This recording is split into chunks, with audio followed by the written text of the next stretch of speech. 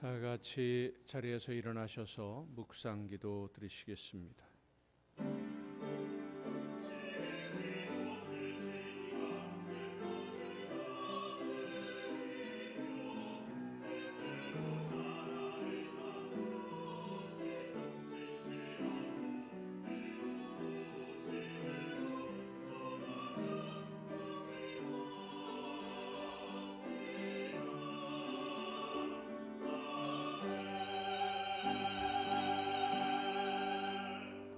주의 궁정에서의 한 날이 다른 곳에서의 첫날보다 나은즉 악인의 장막에 사는 것보다 내 하나님의 성전 문지기로 있는 것이 좋사오니 여호와 하나님은 해요 방패이시라. 여호와께서 은혜와 영화를 주시며 정직하게 행하는 자에게 좋은 것을 아끼지 아니하실 것임이니이다. 아멘. 영광과 찬양을 받으시기에 합당하신 하나님 아버지, 예수님의 보혈로 저희들을 구원하시고 거룩한 백성으로 하나님의 자녀로 세워주심을 감사드립니다. 영원한 죽음에서 영원한 생명으로 옮겨주신 그 사랑과 은혜에 감사하며 한 마음으로 예배하는 저희들을 거룩한 산 제물로 받아 주시옵소서. 마음을 열어 찬양하며 기도하는 저희들에게 성령의 충만한 은혜로 임하셔 주셔서 하나님을 만나며 그 음성을 듣고 세상의 모든 짐을 벗으며 새 힘을 얻는 예배가 되게 하여 주시옵소서. 예수 그리스도의 이름으로 기원하옵나이다. 아멘.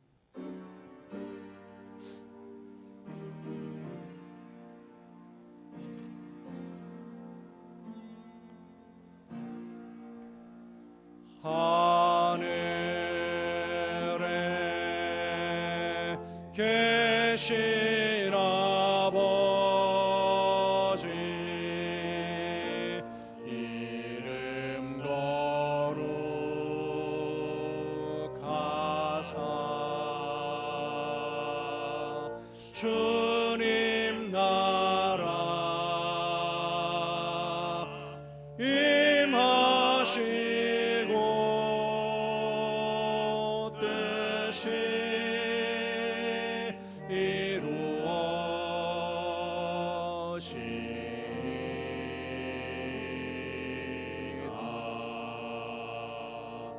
일용할 양식 주시고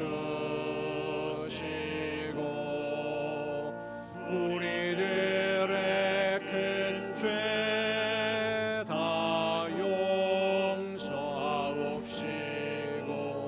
또 시험에 들게 마시고 악에서 구원하소서. 대개 주의 나라 주의 권세 주의 영광 영원히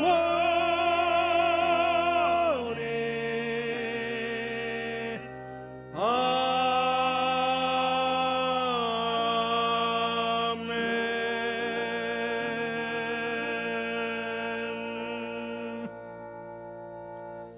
긍휼과 자비의 하나님, 하나님의 은혜를 사모합니다. 사랑의 주님, 십자가의 공로를 의지하여 나아옵니다. 성령이시여 우리의 속마음을 감찰하시고 살아계시는 성삼위의 하나님, 우리의 예배를 받아주시고 아멘. 자리에 앉으셔서 찬송가 28장 찬송을 함께 부르시겠습니다.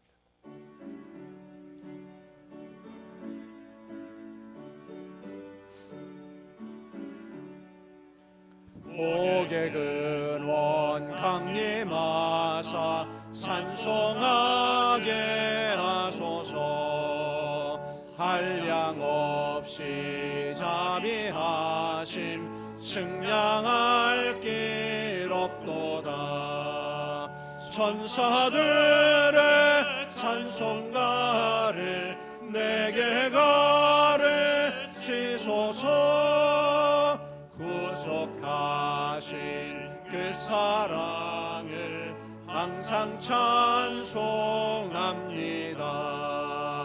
주의 크신 도움받아 이때까지 왔으니 이와 같이 천국에도 이르기를 바라네. 하나님의 품을 떠나 죄에 빠진 우리를 예수 구원하시려고 보혈을 여주셨네. 주의 귀한 은혜 받고 일생 믿진 자 되네. 주의 은혜 사슬 되사 나를 주께 매소서. 우리 마음은 연약하여 범죄하기 쉬우니 하나님이 받으시고 천국인을 시소서.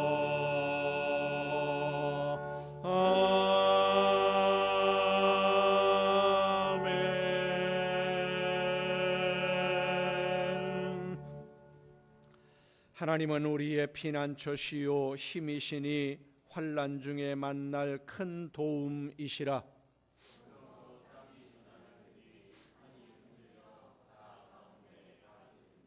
바닷물이 솟아나고 뛰놀든지 그것이 넘침으로 산이 흔들릴지라도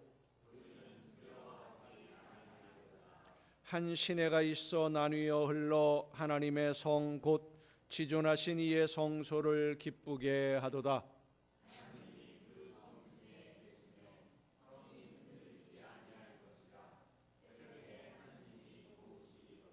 문나라가 떠들며 왕국이 흔들렸더니 그가 소리를 내심에 땅이 녹았도다.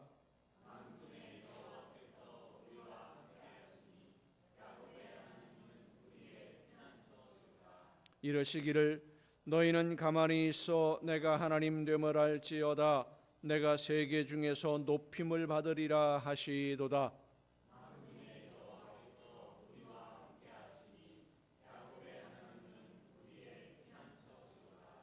아멘.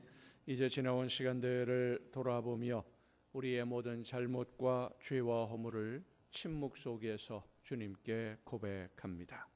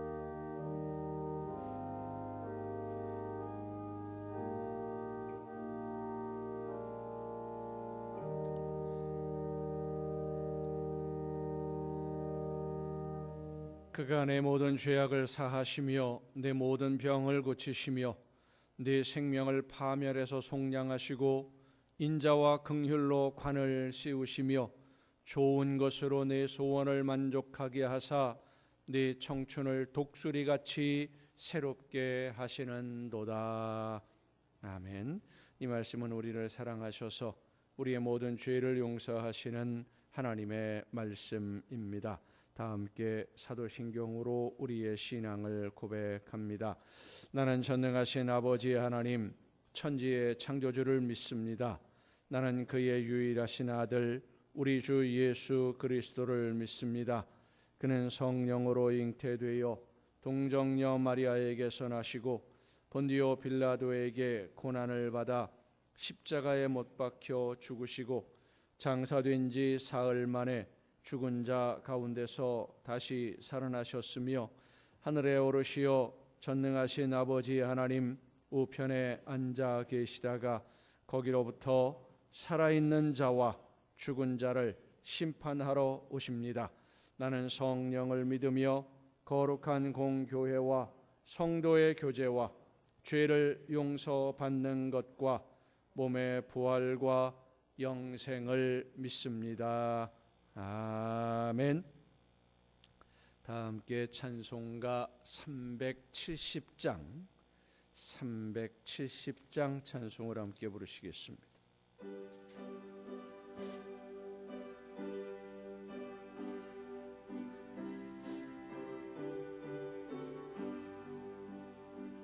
주 안에 있는 나에게 난 근심이 있으랴 십자가 밑에 나가 내 짐을 풀었네. 주님을 찬송하면서 할렐루야 할렐루야 내 앞길 멀고 험해도 나 주님만 따라가리.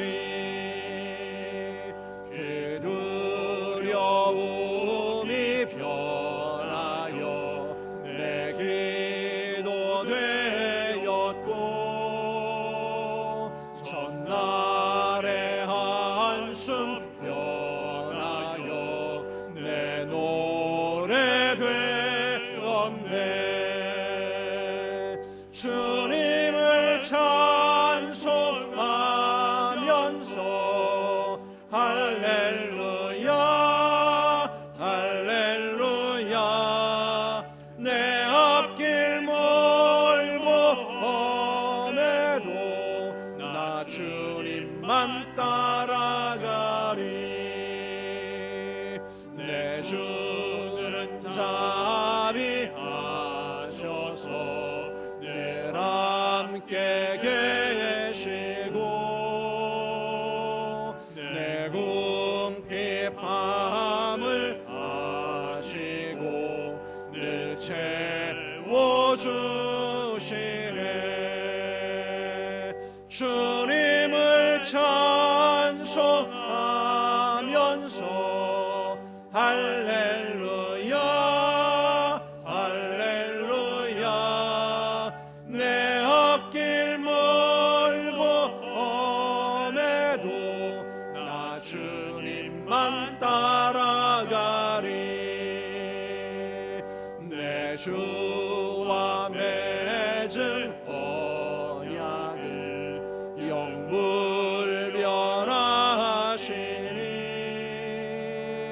그 나라 가기까지는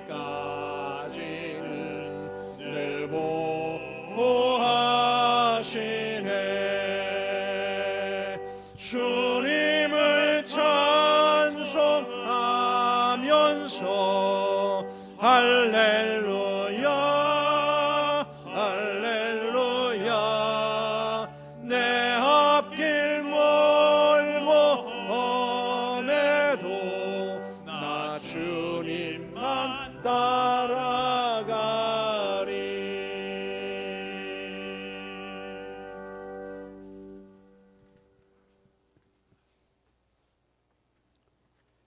감사합니다. 하나님, 오늘도 감사와 찬송과 영광을 하나님께 올려드립니다.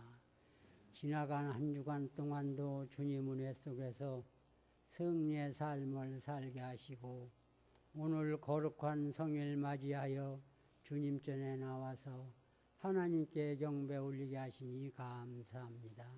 하나님, 연약한 저희 재단을 기억하옵소서. 굽어 살피시고 긍휼을 베풀어 주시옵소서. 합당한 일꾼들 보내주시고 새로운 심령들 날마다 붙여주시어 주님이 세우신 이 전의 빈자리가 날마다 채워지게 하옵소서. 단위에 세워주신 우리 목사님을 또한 기억하옵소서.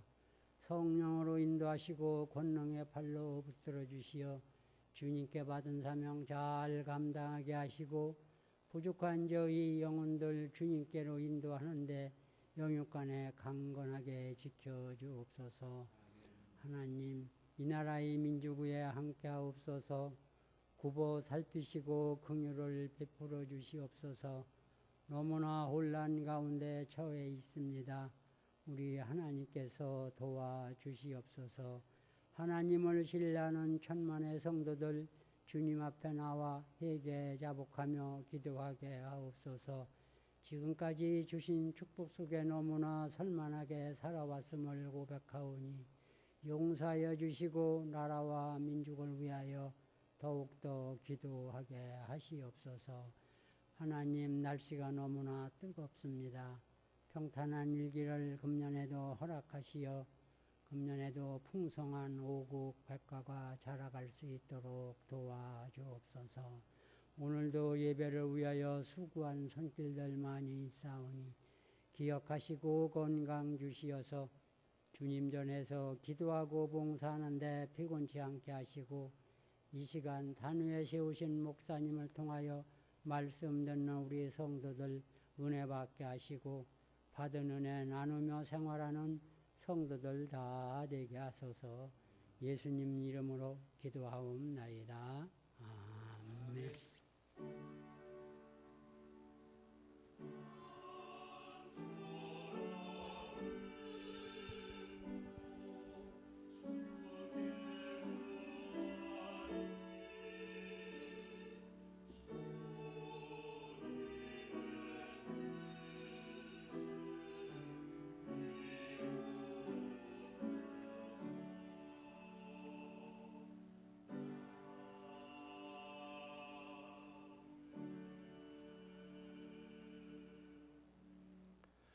교회 소식을 알려드립니다.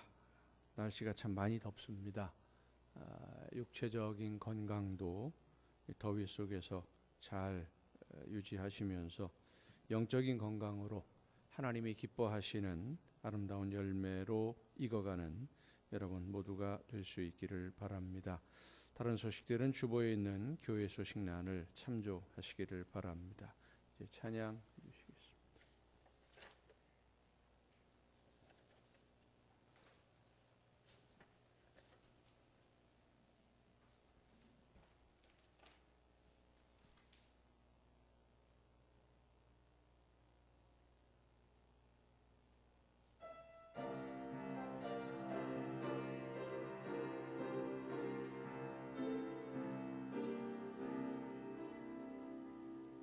주는 내 목자시니 부족함 없도다.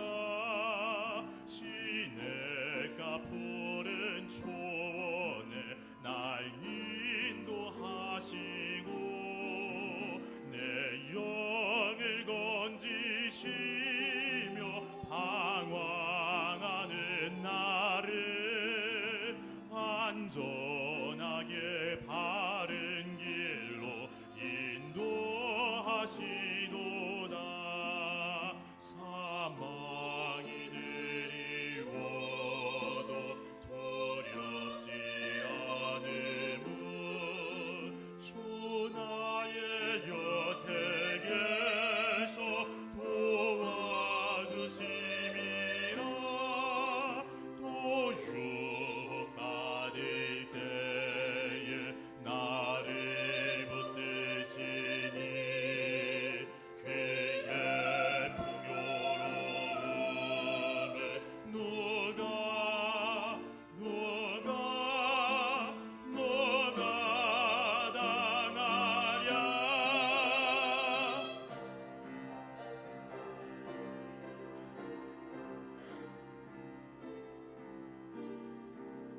선하심과 자비가 나를 따르리니 그의 곁에 영원토록 거하리로다.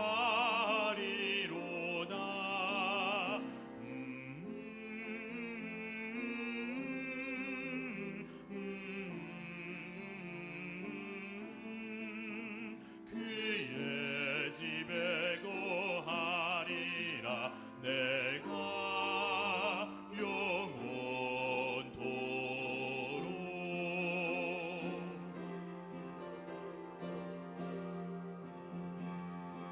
주는 목자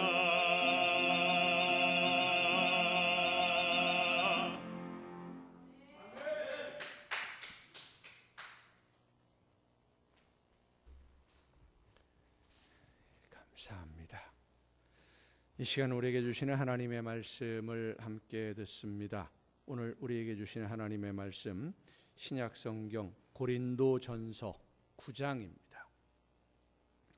고린도전서 9장 24절부터 27절까지에 있는 말씀, 고린도전서 9장 24절부터 27절까지에 있는 말씀 봉독할 때 우리에게 말씀하시는 하나님의 음성을 듣는 귀한 은혜가 우리 모두에게 충만하게 임하시기를 예수님의 이름으로 축원합니다. 운동장에서 다름질하는 자들이 다 달릴지라도 오직 상을 받는 사람은 한 사람인 줄을 너희가 알지 못하느냐. 너희도 상을 받도록 이와 같이 다름질하라. 이기기를 다투는 자마다 모든 일에 절제하나니 그들은 썩을 승리자의 관을 얻고자 하되 우리는 썩지 아니할 것을 얻고자 하노라. 그러므로 나는 다름질하기를 향방 없는 것 같이 아니하고 싸우기를 허공을 치는 것 같이 아니하며 내가 내 몸을 쳐 복종하게 함은 내가 남에게 전파한 후에 자신이 도리어 버림을 받을까 두려워함이로다. 아멘. 말씀을 통해서 하나님의 음성을 듣는 귀한 은혜가 우리 모두에게 충만하게 임하시기를 간절히 바랍니다. 기도하시겠습니다. 크신 사랑과 은혜로 오늘도 연약한 저희들의 삶을 이끌어 주시는 아버지 하나님, 하나님이 원하시는 뜻이 무엇인지를 깨닫고 나를 향하신 하나님의 말씀을 들으며 그 말씀을 따라 하루하루의 삶을 살아내기를 간절히 사모하는 하나님의 자녀들이 오늘도 저희들에게 들려주시는 귀한 음성 듣기 위하여 함께 모여 예배하오니 이 시간 성령께서 우리 모두의 마음을 주관하여 주시옵소서. 귀를 열어주시며 지혜를 허락해 주셔서 말씀하시는 음성을 듣고 그 뜻을 깨달아 믿음으로 결단하며 하나님이 기뻐하시는 열매를 맺는 삶으로 우리의 걸음을 옮겨나갈 수 있는 우리 모두가 되게 하여 주시옵소서. 연약한 종을 세우셨사오니 능력과 권능의 손길로 붙들어 주시고 하나님이 원하시는 말씀을 전하는 도구로 사용해 주셔서 하나님이 기뻐하시는 뜻을 우리 모두가 깨달을 수 있는 일꾼으로 도구로 사용하여 주시옵소서. 모든 것을 주님께 의탁하옵고 예수님의 이름으로 기도하옵나이다. 아멘.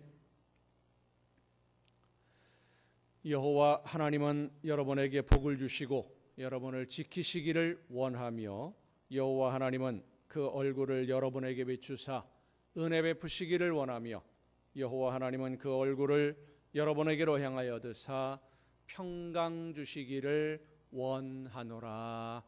아멘. 하나님의 은혜와 평강이 또 그 놀라운 축복이 이제로부터 영원토록 여러분의 삶에 여러분의 가정과 계획하는 모든 일들과 또 자녀들 위에 풍성하게 충만하게 임하시기를 축원합니다. 영국의 유명한 작가인 루이스 캐럴이라고 하는 분이 쓴 동화 같은 이야기 중에 이상한 나라의 앨리스라고 하는 책이 있습니다. 앨리스라고 하는 나이 어린 소녀가 토끼를 따라가다가 우연히 이상한 나라에 들어가서 길을 찾지 못하고 헤매는 동안에 경험하는 일들을 동화로 쓴 책이 이 이상한 나라의 앨리스인데, 그 내용에 보면 그 화투장처럼 생긴 서양 카드죠. 트럼프 그 카드인데 카드 모양으로 생긴 사람들이 등장하기도 하고 좀 이상한 사람도 만나고 그 사람들과 경주를 하기도 하고 하는, 또 동물들하고 대화도 나누는 그런 내용들이 얽혀 있는, 그러면서 작가가 하고 싶은 이야기를 담아내는 그러한 소설 같은 동화입니다. 이 앨리스가 이상한 나라에서 한참 돌아다니다가 이제 그만 집으로 가야겠다라는 생각이 들어서 집으로 가려고 처음에 들어왔던 그 길을 찾으려고 하는데 이 어디인지 도무지 찾을 수가 없는 겁니다. 방황을 하기 시작을 합니다. 갈림길이 나와서 한쪽 길을 선택해서 한참을 걷다 보면 처음 출발한 곳으로 다시 돌아와 있고, 전번에는 이쪽으로 가서 이렇게 돌아왔으니까 이번에는 다른 쪽으로 가봐야지, 다른 쪽을 선택해서 한참을 걷다 보면 다시 제자리로 돌아와 있곤 합니다. 길을 찾아서 헤매다가 길을 찾지 못하니까 겁도 나고 힘들기도 하고 지쳐서 주저앉아 있는 앨리스에게 고양이 한 마리가 다가옵니다. 근데 이 고양이가 말을 해요. 앨리스하고 대화를 나눕니다. 고양이에게 앨리스가 길을 물어요. 내가 길을 잃어버렸는데 어디로 가야 될까? 그러니까 고양이가 하는 말이, 너 어디로 가는데? 어디로 가는지 알면 내가 너한테 물어보겠냐? 어디로 가는지 가야 되는지 모르니까 물어보는 거지. 길이나 좀 가르쳐 줘. 그러니까 고양이가 이렇게 대답을 합니다. 너 어디로 가는지 모르면 아무 데도 못 가. 이 대화 속에 묘한 말장난이 숨어 있습니다. 앨리스라고 하는 이 주인공은 내가 지금 집으로 가려고 하는데 어떤 길을, 오른쪽 길인지 왼쪽 길인지 돌아가는 뒤에 있는 길인지 어떤 길을 선택해야만 갈 수 있느냐라고 말하고 있는데, 고양이는 앨리스에게 그래 목표가 뭐냐, 목적이 어디, 목적지가 어디고 목표가 뭐냐라고 물어보는 거예요. 목표를 모르면 길을 찾지 못한다.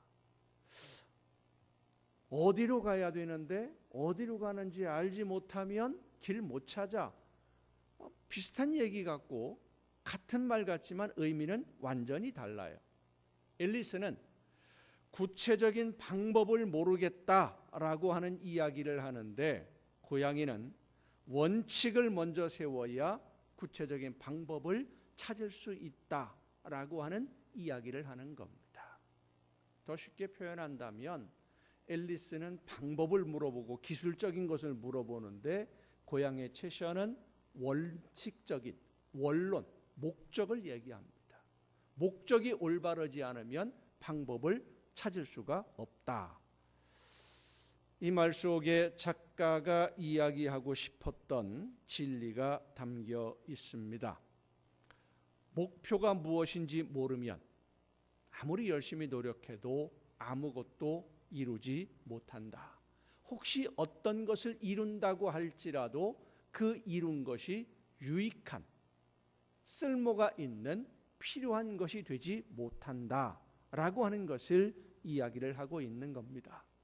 무엇을 해야 하는지 모르면 아무것도 할 수 없고, 어디로 가야 하는지, 왜 가야 하는지를 알아야 갈 수 있는 길을, 인생의 길을 찾을 수 있다라는 이야기를 작가는 고양이의 입을 통해서 말하고 있었던 것입니다. 사도 바울은 오늘 본문 고린도 교회 성도들에게 보내는 편지에서 인생의 목표를 알아야 한다. 목표가 분명해야 된다. 흔들리지 않는 목표, 분명한 목표를 세워야 된다라고 말씀을 통해 권면하고 있습니다. 운동장에서 경주하는 사람들을 예로 들어서 설명하는데, 다 열심히 달려도 상을 받는 사람은 한 사람뿐이다. 그래서 나도 상을 받으려고 열심히 달리는데 나는 내가 달리는 방향을 분명히 알고 있다라고 자신 있게 말합니다. 나는 내가 달리는 방향을 안다. 내가 달려가는 방향이 어디인지, 무엇을 위해 달리고 있는지. 그래서 오늘 본문의 말씀을 한 문장으로 표현한다면, 나는 내 인생의 목표를 안다. 내가 무엇을 해야 하는지, 무엇을 위해 오늘을 살아야 하는지를 안다라고 하는 말씀이에요. 그런데 이 말씀 속에 참 묘한 또 하나의, 쉽게 표현하면 말장난이고 또 하나의 진리가 담겨져 있습니다. 운동장에서 경주를 하는 사람들이 많은데 상 받는 사람은 한 사람밖에 없다. 그러면 우리 모든 성도들이 열심히 달려갔는데 상 받는 사람 몇 사람이라는 거예요? 한 사람밖에 없어요? 그럼 나머지 사람들은 뭐예요? 이 사도 바울의 말 속에, 권면 속에 놀라운 진리가 들어 있습니다. 경주를 하는데 내 인생의 경주를, 하나님이 나에게 맡겨주신 삶에 내 인생의 경주를 하는 사람은 나 하나밖에 없는 거예요. 그런데 이 세상의 경주들은 여럿이 달립니다. 저 사람이 하는 게 좋아 보여? 그럼 나도 그거 같이 해볼 거예요. 저 사람이 하는 게 괜찮아 보이는데? 그럼 또 그쪽으로 달려가고. 그렇게 몰려다니다 보면 상 받는 사람은 한 사람밖에 없습니다. 내 인생의 목표가 무엇인지를 알고 그 인생의 목표를 향해서 목숨 걸고 달리는 그 사람, 바로 그 한 사람이 되어야 한다라는 것입니다. 대부분의 경주가 운동장이나 건물 안에서 이루어지지만은 야외에서 이루어지는 경주도 있습니다. 야외에서 이루어지는 경주는 경주 코스를 아는 것이 참 중요해요. 마라톤이라든지 철인 3종 경기, 그다음에 도로 사이클, 이런 경주들을 보면 일반 도로를 사용하기 때문에 코스를 정확하게 알지 못하면 선수들이 어이없이 실수해서 실격을 당하기도 합니다.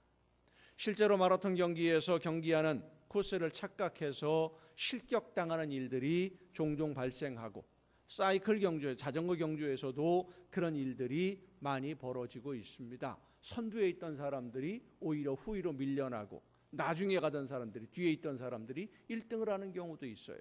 그래도 그것은 어느 정도 정해진 길 안에서 있습니다마는 사막을 달리는 자동차 경주가 있습니다. 사막을 달리는 자동차 경주는 길이 없어요. 지도와 나침판만 보면서 목표까지 달려가야 되는 겁니다. 그런데 만약에 그 나침판이 문제가 생겼다면, 고장이 난다면 어디로 달려가야 됩니까? 갈팡질팡하다가 아차 하는 순간에 목숨을 잃을 수도 있는 겁니다. 여러분, 달리기를 할 때 눈을 감고 달려보신 적 있습니까? 눈을 감고 달리면 똑바로 갈 수 있을 것 같아요. 나는 똑바로 간다고, 똑바로 달린다고 생각을 합니다마는 분명히 눈을 뜨고 본 다음에 눈을 감고 열심히 달렸는데요, 가보면 엉뚱한 데 와 있어요. 똑바로 달리지를 못합니다. 아무리 반듯하게 똑바로 가려고 해도 어느 한쪽으로 치우쳐지게 돼 있어요. 달리는 것도 그렇지만 걷는 것도 마찬가지입니다. 나는 똑바로 앞으로 반드시 간다, 일직선으로 간다 생각하고 걷지만 사실은 삐뚤삐뚤합니다. 선을 그어 놓든지 뭔가를 정해놓고 줄을 따라간다면 똑바로 갈 수 있겠지요. 하지만 눈을 감거나 목표가 정해지지 않으면, 그리고 목표를 정했다고 하더라도 길을 정하지 않으면 이리저리 흔들리는 것이 우리의 모습이고 우리의 인생입니다. 신앙도 마찬가지입니다. 얼마 전에 레밍이라고 하는 작은 동물에 대해서 말씀드린 적이 있는데, 레밍은 들쥐 종류입니다. 한 지역에서 무리를 지어 살고 있는데 번식력이 엄청 강해요. 순식간에 숫자가 불어납니다. 숫자가 많이 늘어나면 먹이가 부족해지고 그러면 이제 다른 지역으로 이주를 하기 위해서 움직이기 시작을 하는데 몇 마리가 움직이기 시작하면은요, 다른 옆에 있는 같이 생활하던 이 레밍들이 따라 움직여요. 계속 무리들이 따라 붙다 보면은요, 거대한 무리가 됩니다. 무리가 덩어리가 커지면은 뒤에서 따라오는 게 겁이 났는지 무슨 생각인지 모르지만은 제일 앞에 가던 레밍들이 막 뛰입니다. 뛰기 시작하면은요, 뒤에 따라오던 것들은 더 열심히 뛰어요. 앞에서 뛰니까 뒤에서 같이 뛰고요, 뒤에서 따라오니까 더 열심히 뛰고요, 정신없이 달려가다가 해안 절벽에 도착을 했는데 앞에 있는 레밍들이 여기 떨어지면 죽는다는 거 알거든요. 멈춰 서려고 하는데 멈출 수가 없어요. 뒤에서 몰려오는 레밍들 때문에. 결국은 뒤에서 밀려오는 레밍들 때문에 밀려서 앞에 있는 레밍들은 절벽으로 떨어져 죽습니다. 한참을 그렇게 떨어져서 죽다가 뒤에 남아있는 레밍들이 다시 달리기를 멈추고 그 지역에서 번식을 시작하게 되는 이런 특성이 있는 것이 바로 레밍이라는 동물입니다. 이 레밍은 어디로 달리는지 알지 못하고 무작정 앞에 가는 동료의 뒤만 따라서 죽어라고 달려갑니다. 자기 주장이나 자기 의견이 없이 이웃이나 동료들의 의견을 무작정 따라가는 현상을 그래서 레밍 증후군이라고도 합니다. 우리나라 정치 현상 중에 하나인 지역 감정이나 어떤 정당에 대한 지지도, 정치인들에 대한 지지, 이런 것들이 레밍 증후군의 한 현상이라고 할 수 있습니다. 성도 여러분, 우리의 인생이 레밍들과 같이 달려서도 안 되고 신앙생활은 더더욱 레밍처럼 해서는 안 됩니다. 하나님이 나에게 맡기신 사명이 있고 내가 이 세상에서 해야 할, 이루어야 할 일이 있는데 그 목표를 알지 못하고 무작정 달리기만 한다고 열심히 달렸으니까 잘 달렸다, 열심히 하는 거 중요합니다. 그런데 올바른 방향을 올바르게 하고 잘 달려야, 열심히 달려야 하는 것이지 열심히만 한다고 하나님이 원하시는 열매를 맺는 것이 아닙니다. 하나님이 계획하신 대로 달려야 하나님이 기뻐하시는 열매가 되는 줄로 믿으시기를 바랍니다. 문제는 우리가 한번 하나님의 말씀을 듣고 성령의 역사하심을 통해서 하나님이 나에게 원하시는 방향이 이것이고 이 일을 내가 해야 되겠구나 깨달아 알았는데 한번 그렇게 길을 딱 정하고 나면 영원히 하나님의 나라에 갈 때까지 다른 것이 없으면 참 좋겠는데 그 길만 계속 가면 되니까 우리 앞에는요, 갈림길이 계속 나타납니다. 수많은 갈림길이 나타나요. 다른 방법들이 자꾸 나타납니다. 어떤 길을 선택할 것이냐. 마가복음 10장에 보면 예수님을 찾아온 한 사람이 있습니다. 요즘 가정예배 시간에 읽고 있는 말씀, 며칠 전에 읽었던 말씀인데, 한 사람이 예수님에게 찾아와서 영생을 얻으려면 무엇을 해야 하느냐라고 질문을 합니다. 율법에 뭐라고 기록되어 있느냐? 그 율법들은 어려서부터 다 지켰습니다. 그때 예수님이 이 사람에게 말하죠. 너에게 한 가지 부족한 것이 있으니 가진 것을 다 팔아서 가난한 이웃에게 나누어 주고 너는 나를 따르라. 너는 나를 따르라. 이 사람에게 둘 중에 한 가지를 선택해야 할 순간이 찾아온 겁니다. 이 사람은 예수님을 하나님이 보내신 분이라고 믿고 찾아온 사람입니다. 예수님이 말씀하시는 대로만 하면 영원한 생명을 받을 수 있는 영생의 길을 갈 수 있는 거예요. 그런데 이 사람은 부자였어요. 물려받은 유산이 많았는지 아니면 자기가 열심히 노력해서 부자가 되었는지는 잘 모르겠지만 어쨌든 부자가 되기 위해서 그리고 부자로서 가지고 있는 재산을 유지하기 위해 열심히 살아왔던 사람입니다. 그런데 이제 그 모든 재물을 포기하고 영원한 생명의 길을 선택할 것인지 아니면 현실적으로 계속 부자로 살아갈 것인지를 선택해야 하는 순간이 찾아온 겁니다. 어떤 길을 선택할 거냐? 이 부자처럼 우리에게는 늘 선택의 순간이 다가옵니다. 그리고 그 선택은 우리의 목표가 무엇인지에 따라서 나도 모르는 사이에 내 인생의 목표를 내가 무엇으로 삼고 있는지, 가장 중요한 것을 무엇으로 생각하고 있는지에 따라서 나는 지혜롭게 현실에 맞게 하나님의 말씀을 듣고 선택했다라고 생각을 하지만 나도 모르는 사이에 내 안에 있는 내 마음의, 내 심령의 기준을 따라서 나도 모르게 선택을 하고 있는 거예요.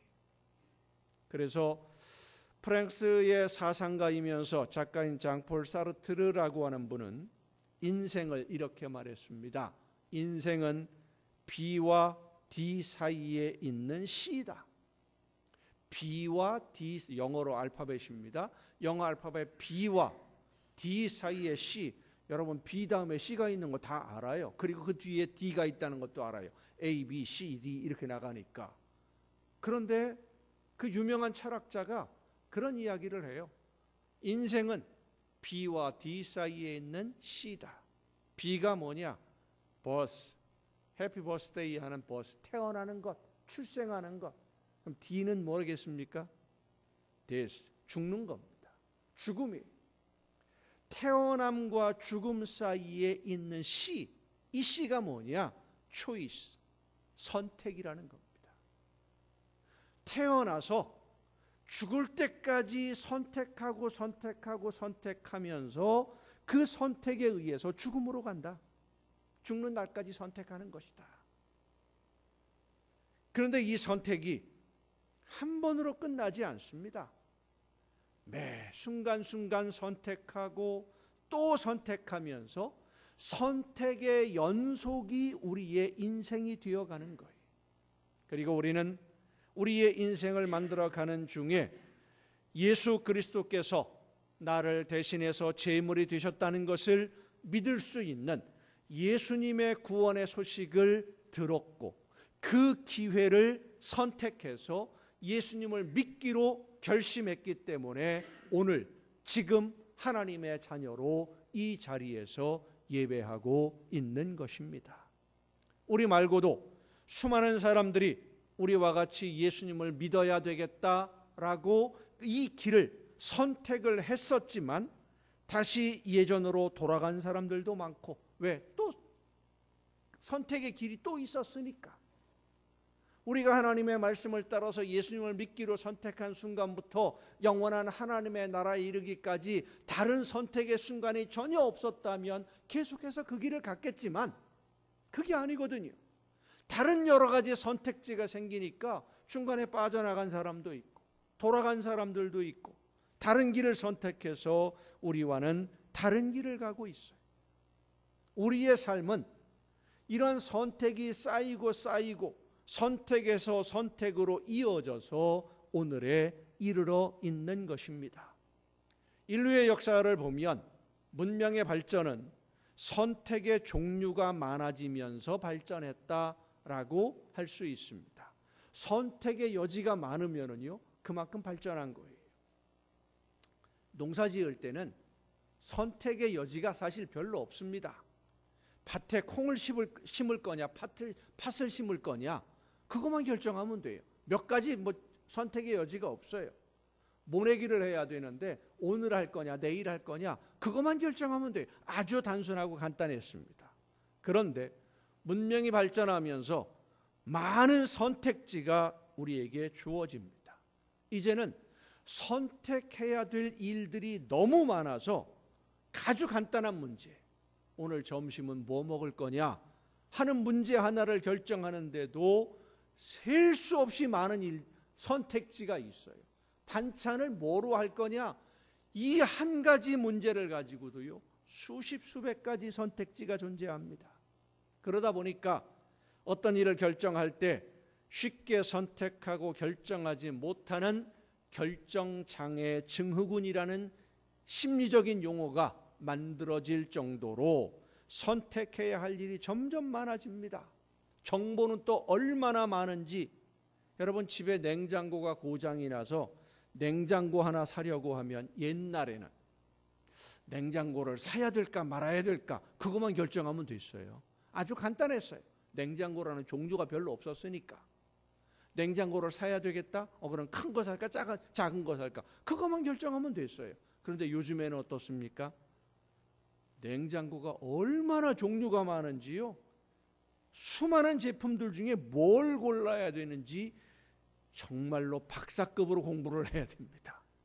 너무 정보가 많아요. 어떤 제품에 어떤 기능이 있는지 그것만 알아보려고 해도 너무 많아서 알아볼 수 없을 정도예요. 머리가 아파, 골치가 아파. 그러면 매장에 가서 그 매장 직원이 추천해 주는 거 말만 듣고 그래 이게 좋다니까 이거 사자. 그렇게 사면 호갱 소리를 듣습니다. 바보 취급을 받아요. 다른 사람이 뭘 샀나? 근데 이 집 가보면 이게 있고요, 저 집 가보면 저게 있고요, 똑같은 게 거의 없어요. 전부 달라요. 나는 뭘 사야 됩니까? 사람은 항상 어떤 선택을 할 것인지를 내가 생각하고 내가 결정하고, 그리고 내가 한 결정에 대해서 내가 책임을 지는 존재가 사람입니다. 어떤 일이든 내가 결정하고 내가 선택해야 하는데 그 선택과 결정을 두려워하는 사람들이 많습니다. 내가 선택했는데 그 결정에 대한 책임을 내가 져야 한다면 이 결정과 선택이 혹시라도 좋지 않은 결과를 가져왔을 때 그걸 내가 어떻게 감당할 수 있을까 하는 두려움, 염려 때문에 내 생각대로 내가 가지고 있는 의지로 선택하지를 못하고 이리저리 눈치를 보다가 여러 사람, 많은 사람들이 하는 쪽으로 따라가는 경우도 있고요, 누구의 말을 듣고 결정하는 경우도 있고요. 다른 사람이 하는 대로 하면 그래도 안전하다, 그런 생각을 가지고 있는 경우가 많은데, 많은 사람이 하는 대로 따라가면 누구처럼 된다고요? 아까 말씀드렸지요. 레밍처럼 되는 거예요. 들쥐처럼 되는 거예요. 따라가다 보면 뭐 하는지도 모르는 거예요. 이렇게 다른 사람을 따라가는 것을 부화내동이라고 합니다. 내 책임을 피하려는 생각입니다마는 사실 이 부화내동은 정말 위험한 선택입니다. 오늘 우리가 인생을 살아가면서 내 생각이나 의지로 어떤 중요한 순간에 내가 해야 할 일을 선택하고 결정하는 것 사실 쉽지는 않습니다.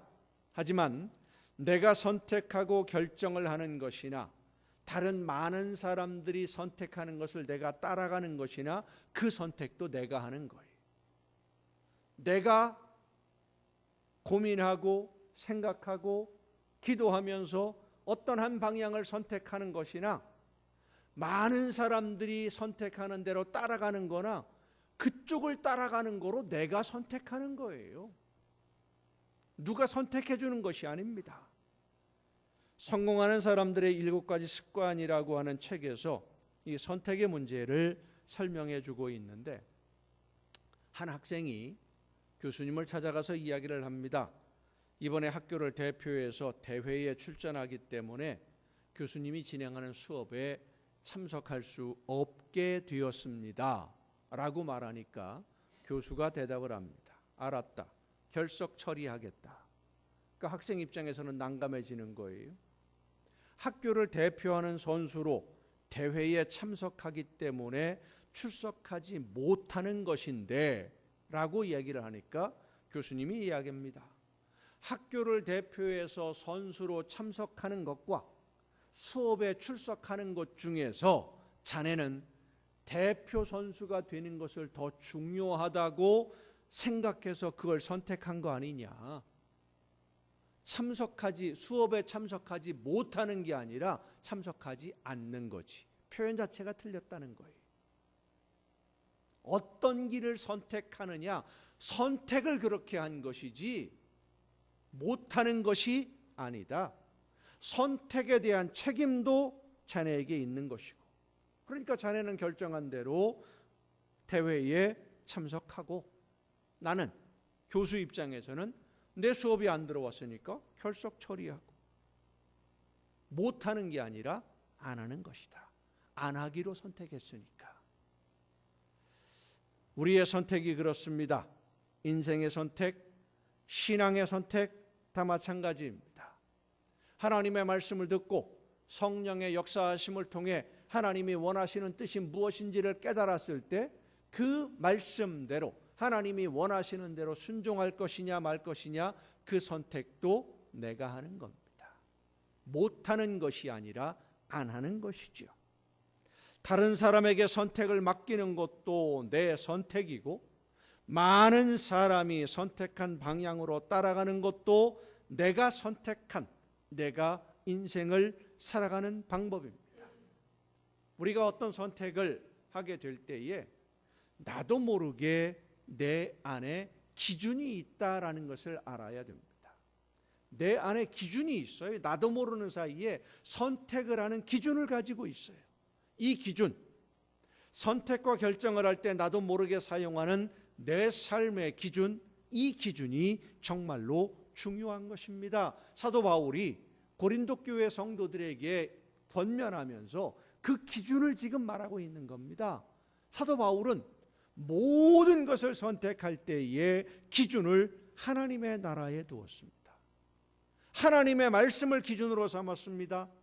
하나님이 나에게 맡겨주신 사명을 감당하는데 어떤 선택을 하는 것이 하나님이 기뻐하시느냐, 그것이 사도 바울의 모든 선택의 기준이었던 겁니다.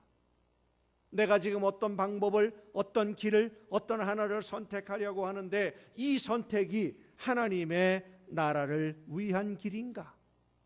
내가 지금 선택하고자 하는 이 방법이 하나님이 나에게 맡기신 사명을 올바르게 감당하는 길인가?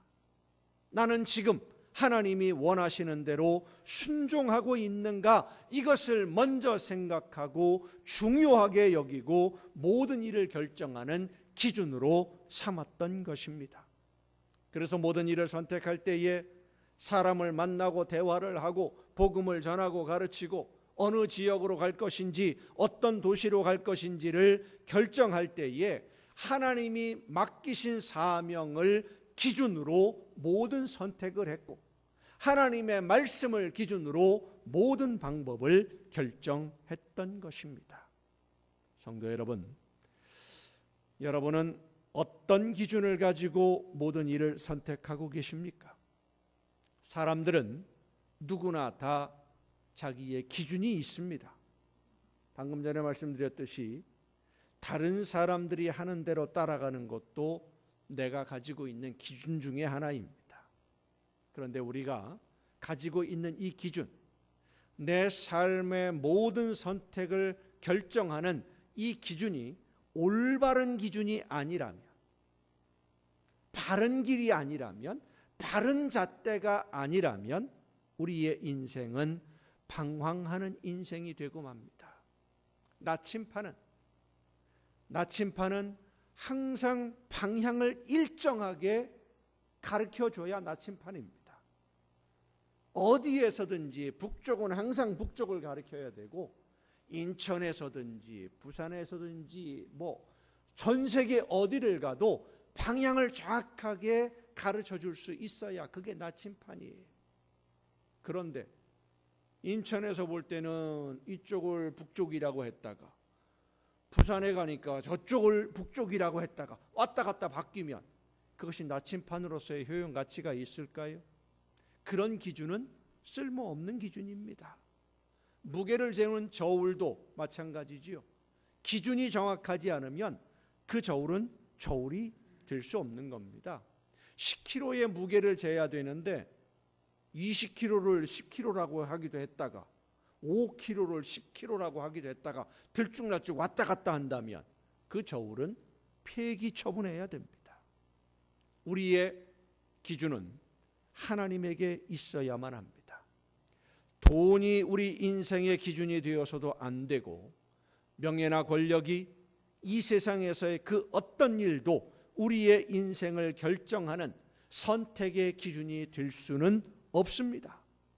이 세상의 주인이신 하나님, 이 세상을 만드시고 지금도 주관하시는 하나님이 나에게 맡기시는 일들이 내가 결정하고 선택하는 기준이 될 때, 표준이 될 때 우리의 삶은 하나님이 기뻐하시는 아름다운 열매로 맺혀지고 익어가는 삶이 될 수 있는 줄로 믿습니다. 이상한 나라의 앨리스처럼 열심히 달렸는데 다시 그 자리, 다람쥐 쳇바퀴 돌듯이 날마다 그 자리에서 맴돌면서 조금도 앞으로 나아가지 못하는 것은 선택과 결정의 기준에 문제가 있기 때문입니다. 성도 여러분, 사도 바울은 자기 몸을 쳐 복종하게 한다고 했습니다.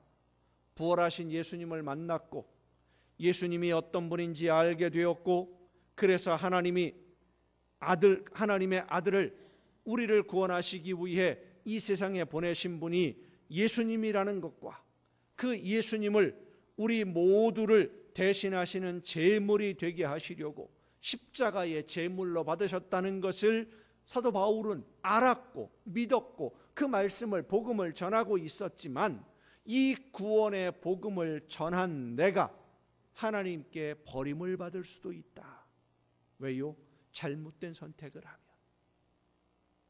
지금까지는 올바른 선택을 하고 왔는데, 여러분처럼 올바른 선택으로 오늘 이 자리에 있는데 앞으로의 삶에서 올바른 기준을 가지고 선택하지 못하면 언제든 다른 길로 빠질 수 있다는 것을 사도 바울은 늘 생각했습니다.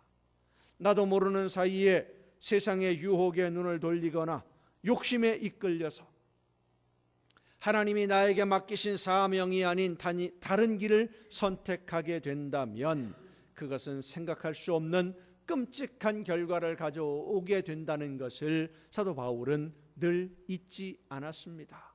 바울이라고 해서 유혹받은 적 없었겠습니까? 바울이라고 해서 편안하게 말씀을 전하고 가르치고 싶은 유혹 받지 않은 것 아닙니다. 하지만 한순간도 긴장을 늦추지 않은 것은 그는 목표를 분명히 했기 때문입니다. 가야 할 길을 분명히 보고 있으니까 잠시도 머뭇거릴 수 없었고 한순간도 한눈을 팔 수 없었던 것입니다. 성도 여러분, 유명한 철학자이면서 신앙인이었던 도스토예프스키는 하나님이 없으면 모든 것이 허용된다 그랬어요.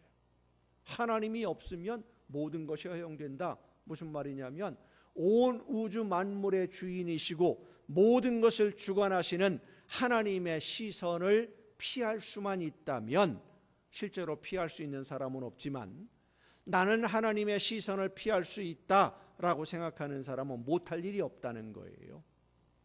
하나님의 시선을 피할 수 있다는 것은 하나님 앞에서 책임을 지지 않아도 된다는 뜻이고 하나님을 속일 수 있다는 뜻이 됩니다. 심판받지 않아도 된다는 겁니다. 심판을 두려워하지 않아요. 여러분, 심판이 두렵지 않으면, 심판받지 않는다면 겁날 일이 있습니까? 없지요. 나에게 이익이 되는 일이라면 무엇이든 다 할 수 있습니다. 하지만 이 세상에서 하나님의 시선을 피할 수 있는 사람 없습니다. 하나님의 계획에서 벗어날 수 있는 사람 없습니다. 그래서 우리는 모든 선택과 결정을 하나님의 말씀에 기준을 맞추고 나에게 맡겨주신 사명을 감당하는 것을 우리의 삶의 기준으로 삼아야 될 줄로 믿습니다. 사랑하는 남광의 성도 여러분, 우리의 인생은 B에서 시작해서 D로 가는 과정에 있는 C에 의해서 결정이 됩니다. 그 선택이 C가 단순한 초이스, 선택일 뿐만 아니라 그 선택의 기준을 예수 그리스도에게 둘 수 있기를 바랍니다. 지금까지 여러분의 선택의 기준은 무엇이었습니까? 그 기준이 무엇이냐에 따라서 인생의 방향이 결정되었고 오늘의 삶에 이르렀습니다. 오늘이라는 시간에 지금까지 오면서 해왔던 수많은 선택의 기준이 무엇이었는지 다시 한번 생각해 보면서 이제 그 선택의 기준을 다시 한번 하나님의 말씀 앞에 새롭게 할 수 있기를 바랍니다. 무엇을 위해 살 것인지. 지금까지의 삶은 지나간 것이니 되돌릴 수 없습니다. 하지만 지금부터의 삶은 내가 선택할 수 있습니다. 예수 그리스도를 선택의 기준으로 삼고 예수님처럼 선택하고 예수님처럼 순종하며 예수님처럼 하나님을 기쁘게 해드리는 삶으로 살아가기를 결심하는 것이 오늘 우리의 선택이 될 때 우리의 삶은 하나님이 원하시는 열매를 맺는 삶이 되고 하나님이 주시는 은혜와 복을 더 풍성하게 누리게 될 줄로 믿습니다. 이제 한 마음으로 찬양하시겠습니다. 오늘 우리에게 주신 말씀을 깊이 생각하면서 앞으로의 모든 선택과 결정의 기준을 어떻게 할 것인지. 지금까지의 삶은 지나왔습니다. 되돌릴 수 없습니다. 그러나 그 삶을 돌아보면서 이제부터는 어떤 기준을 가지고 모든 선택을 해 나갈 것인지, 어떤 기준을 가지고 결정할 것인지를 기도하면서 성령의 인도하심으로 나에게 말씀해 주시면 그 기준을 삼아서 주님의 뒤를 따르겠사오니 나를 붙드시고 인도하여 주옵소서. 한 마음으로 기도하시겠습니다.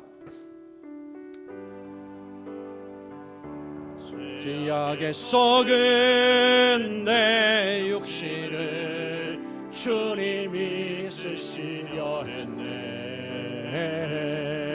죽음의 덫에 걸려있는 몸 주님이 쓰시려 했네. 속죄하는 손 치유하시고 속죄하는 말 치유하셨네. 새 생명 얻은 이 몸 다 바쳐 주님께 영광 돌리리. 먹물로 칠한 내 육신을 주님이 이게 하셨네. 십자가 보혈 증거하라고 주님이 살리셨네. 기도를 할 때 음성 주시고 찬송을 할 때 기쁨 주시니 내 작은 입이 내 작은 몸이 주님께 붙들린 자라. 평생 갚아도 빚진 자 되어 주님의 빚진 자 되어 주님 가신 길 택하였건만 눈물만 솟구치네. 생명 주시니 주님이시라. 능력 주시니 주님이시라. 말씀 전하여 복음 전하여 주님의 빚을 갚으리. 이 시간 나같이 한 마음으로 기도하시겠습니다. 죄악에 썩은 우리를 주님이 쓰시기 위해서 부르셨습니다.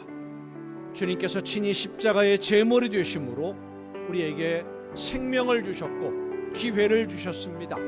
어떤 길을 선택할 것인지, 어떤 선택을 하고 어떤 결정을 통해서 하나님이 원하시는 열매를 맺어갈 것인지 성령이시여 나에게 말씀해 주시고 원하시는 뜻대로 순종할 수 있도록 내 심령을 붙드시고 이끌어 주옵소서. 다 같이 한 마음으로 기도하시겠습니다. 은혜와 사랑으로 연약한 저희들을 돌보시며 능력과 권능의 손길로 이끌어 주시는 아버지 하나님, 하나님이 원하시는 뜻이 무엇인지를 깨닫고 나에게 주시는 사명이 무엇인지를 깨달아서 그 사명을 따라 하나님이 원하시는 뜻대로 선택하며 오늘에 이를 수 있도록 우리의 마음과 우리의 뜻과 생각을 주관해 주심을 진심으로 감사드립니다. 아버지 하나님, 간절히 바라옵고는 없는 것은 하나님이 기뻐하시는 올바른 기준을 가지고 하나님이 원하시는 방향으로 올바른 선택을 하며 앞으로도 영원토록 하나님의 나라에 이르기까지 주님 앞에 서는 그 시간까지 우리의 삶이 하나님이 기뻐하시는 열매를 맺는 삶으로만 이어지게 하여 주시옵소서. 성령의 능력으로 우리의 심령을 주관해 주옵시고 마음을 주관해 주시며 생각을 주관해 주셔서 하나님이 원하시는 대로만 올바른 결정을 하고 올바른 선택을 하되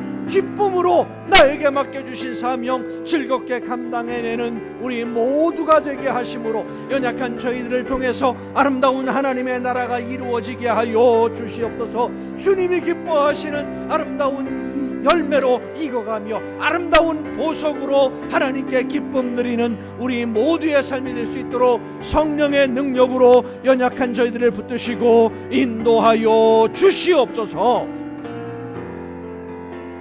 목마른 내 영혼 주가 이미 허락한 그 귀한 영생수 주여 갈망합니다. 그 약속 따라서 힘써 어서 들어주소서. 예수의 사랑, 예수의 사랑 바다 물결같이 내게 임하니 영광의 물결에 온전히 쌓여서 내 영혼의 기쁨 한량 없도다. 주 내게 약속한 큰비 내려주시오. 은혜의 저구름 건너편에 떠올라 그 귀한 징조가 내게 밝히 보이니 나 힘을 다하여 주께 간구합니다. 예수의 사랑, 예수의 사랑 바다 물결같이 내게 임하니 영광의 물결에 온전히 쌓여서 내 영혼의 기쁨 한량 없도다. 은혜의 소낙비 지금 흡족히 내려 구원의 큰 강물 흘러차고 넘쳐서 내 중한 모든 죄 모두 씻어버리니 나 지금 은혜를 충만하게 받았네. 아멘. 예수의 사랑, 예수의 사랑 바다 물결같이 내게 임하니 영광의 물결에 온전히 쌓여서 내 영혼의 기쁨 한량 없도다. 그 차고 넘치는 은혜의 물결 힘차게 밀려와 내게 만족합니다. 오 할렐루야로 주를 찬송하오니 내 마음의 기쁨이 항상 충만함이라. 예수의 사랑, 예수의 사랑 바다 물결같이 내게 임하니 영광의 물결에 온전히 쌓여서 내 영혼의 기쁨 한량 없도다. 연약한 저희들의 걸음을 은혜 가운데 붙드시고 인도해 주시며 마음과 뜻과 생각을 주관해 주시는 아버지 하나님, 오늘까지 우리의 마음을 이끌어 주셔서 하나님의 자녀로 하나님 앞에 설 수 있도록 붙들어 주심을 감사드립니다. 올바른 선택으로 하나님이 원하시는 모든 일들, 하나님이 계획하신 모든 일들을 이루어내는 일꾼으로 쓰임받는 우리 모두가 되게 하옵시고 그 열매로 인하여 아름다운 하나님의 나라가 이루어지며 하나님의 나라의 그 기쁨과 그 행복이 마음껏 우리의 삶 속에서 넘쳐나는, 세상 모든 사람들이 바라보며 부러워하는 천국의 행복을 누리는 우리 모두의 삶으로 이루어지게 하여 주시옵소서. 하나님이 원하시는 대로만 올바른 선택을 함으로 하나님이 기뻐하시는 아름다운 보석들이 되게 하여 주시옵소서. 오늘도 우리의 걸음을 인도하시며 이끌어 주시는 하나님의 그 크신 은혜에 감사함으로 이 시간 아버지 앞에 귀한 예물을 드립니다. 하나님의 것을 구별하여 드리는 귀한 손길들을 주님 기억하시사 약속하신 말씀대로 저들에게 많은 것으로 채우시며 부어주시되 원하는 것보다 더 좋은 것으로 이루어 주옵시고 하나님의 나라의 그 기쁨으로 충만하게 하시며 사랑하는 주의 자녀들이 이 물질을 얻기 위하여 흘린 그 땀과 그 눈물을 주님 기억하시고 기쁘게 받으셔서 더 많은 것으로 놀라운 은혜로 풍성하게 채워 주시옵소서.